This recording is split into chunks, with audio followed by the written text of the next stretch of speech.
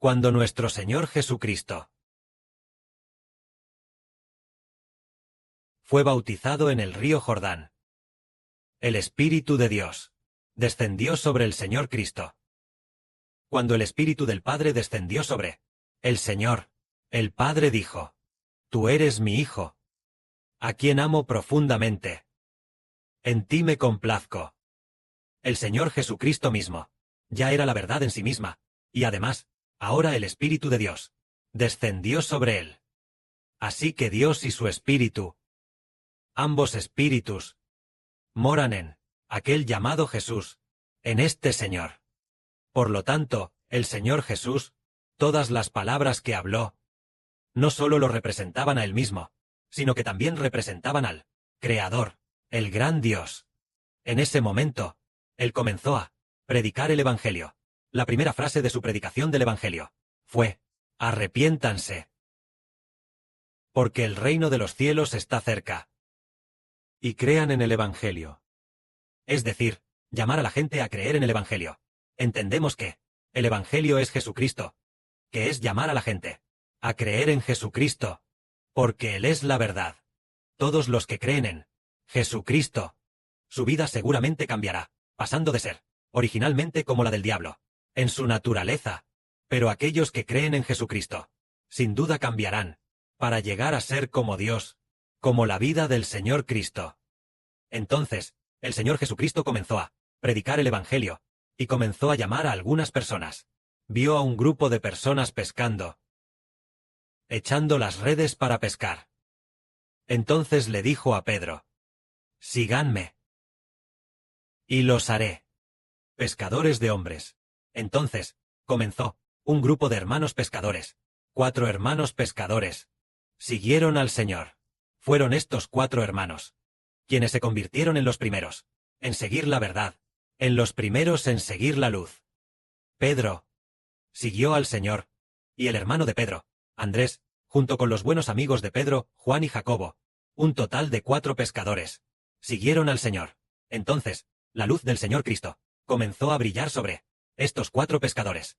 Así, las vidas de estos 4 pescadores, sin darse cuenta, comenzaron a cambiar gradualmente. Al conocer la verdad, sus vidas comenzaron a cambiar gradualmente. En ese momento, el Señor continuamente sanaba a los enfermos. Con solo una palabra del Señor, se curaban las enfermedades de la gente. Por ejemplo, había un leproso que le dijo al Señor: Señor, si quieres, puedes limpiarme. El Señor dijo: quiero. Se limpió.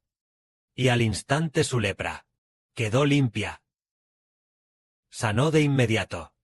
Entonces, este hombre, y constantemente, dando la gloria a Dios, diciendo: aquel que hizo que mi enfermedad sanara de inmediato, Él es el Señor Cristo.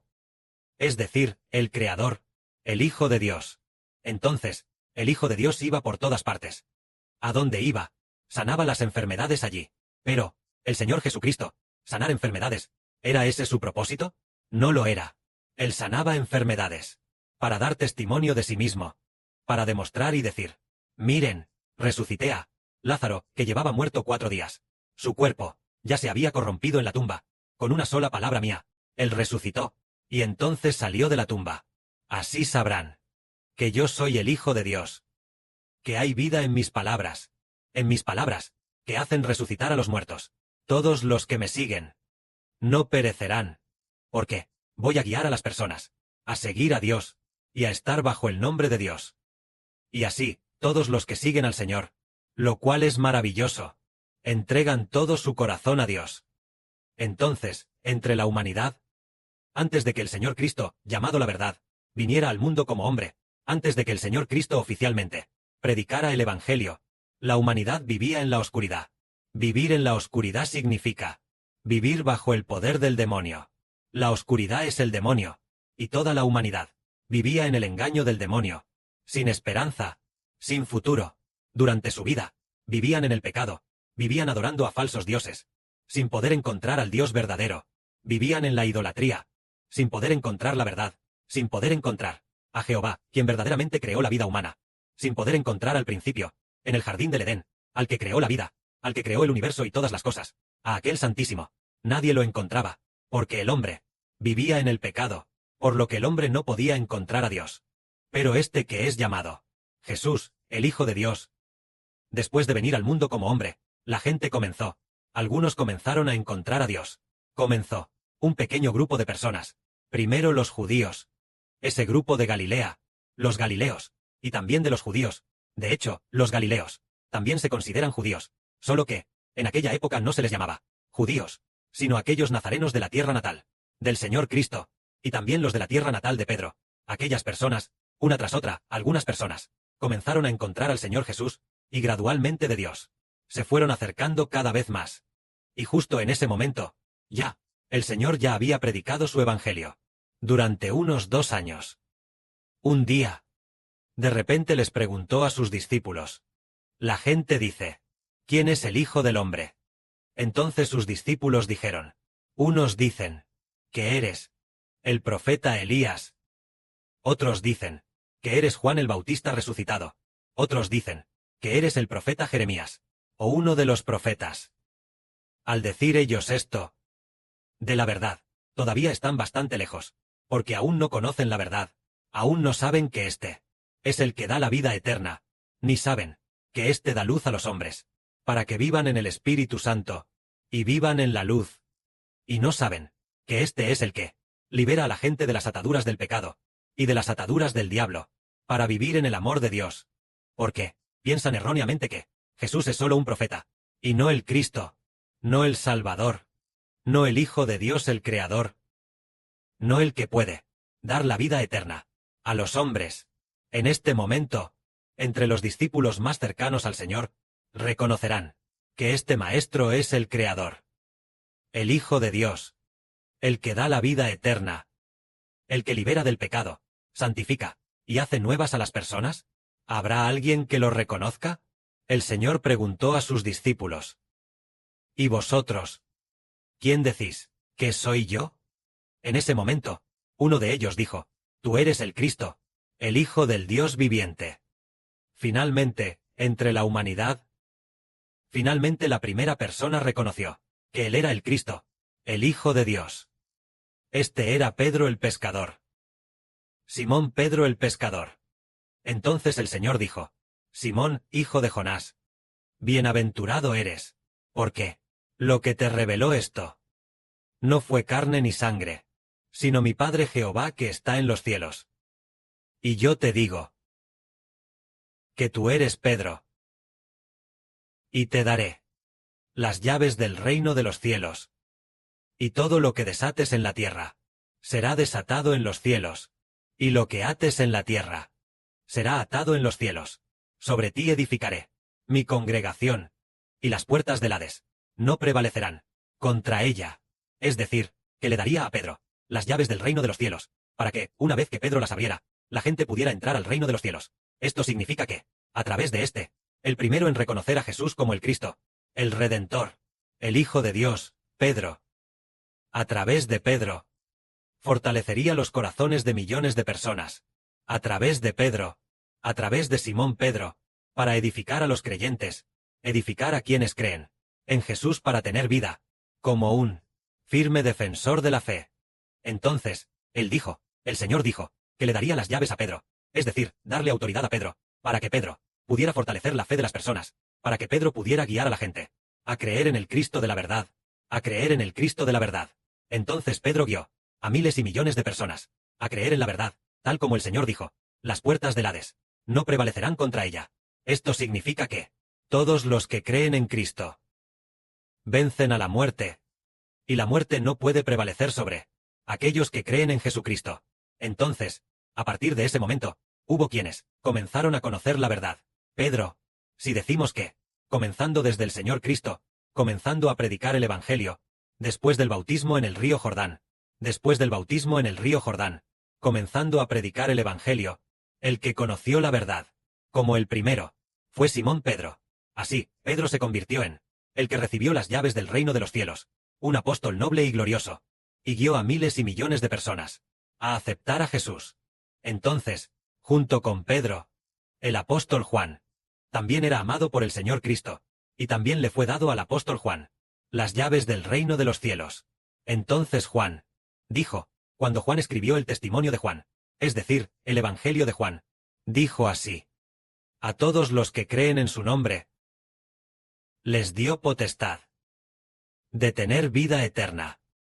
Es decir, Dios amó tanto al mundo, que dio a su Hijo unigénito, para que todo aquel que en él cree no se pierda, mas tenga vida eterna.